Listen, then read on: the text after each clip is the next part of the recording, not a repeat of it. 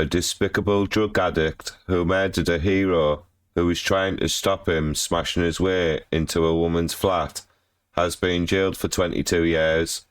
George Ness repeatedly battered John Smyth, 63, with a wooden plank in a backyard in Wallsend, then searched his dying victim's pockets to steal his phone, Newcastle Crown Court heard. The 41-year-old crack cocaine addict was trying to get to a woman inside over a drugs feud when Mr. Smith confronted him, his trial had heard. Ness had claimed he acted in self-defence, but jurors found him guilty and he was jailed for life with a minimum term. Mr. Smith had recently moved to Wallsend from the East Midlands and had spent the night of the 21st of September at his neighbour's Bridi Nye's home on Ollie Avenue, the trial had heard. Shortly before 5 a.m. on the 22nd of September, Ness went to Miss Nye's home to confront her over a drug deal, although she denied to jurors she was selling illegal substances. As Ness smashed the kitchen window and shouted threats, Mr. Smith ran round to the backyard, armed with a Stanley knife, the court heard. Ness, of Avon Avenue, North Shields, repeatedly struck his victim about the head with a wooden plank, then searched his pockets as he lay dying. Concluding her evidence to jurors, Miss Nye said of Mr. Smith, "That man was a hero." Prosecutor Peter Glenser, KC, said Ness' sole purpose was to get crack cocaine without having the means to buy it, having gone out earlier armed with a meat cleaver and broken into cars. He said the attack on Miss Nye's home was frightening and fueled by a desire to get more drugs with a loss of temper. Mr. Glenser said Mr. Smith had gone out to stop the attack on Miss Nye's home and prevent the violent threat Ness was making towards her. In statements read to the court, Mr. Smith's children said it was impossible to describe the magnitude of the impact of his death, and they could not understand why he had been killed.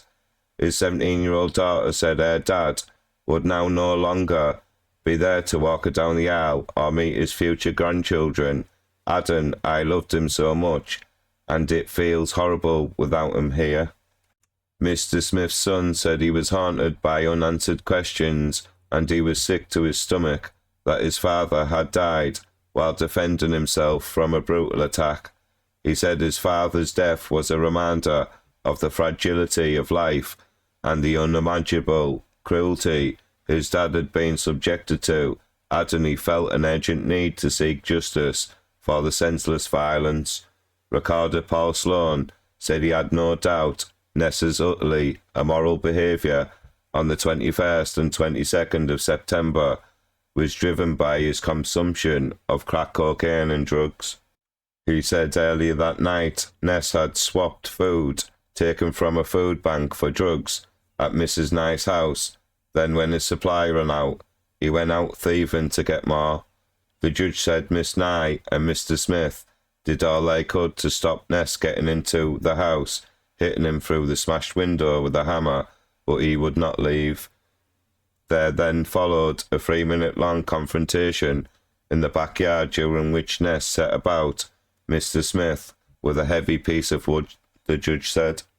"I have no doubt but in a drug and drink-fueled rage, incensed by the refusal to supply you with more crack cocaine, it was you who attacked Mr. Smith, not the other way around," Recorder Sloan said.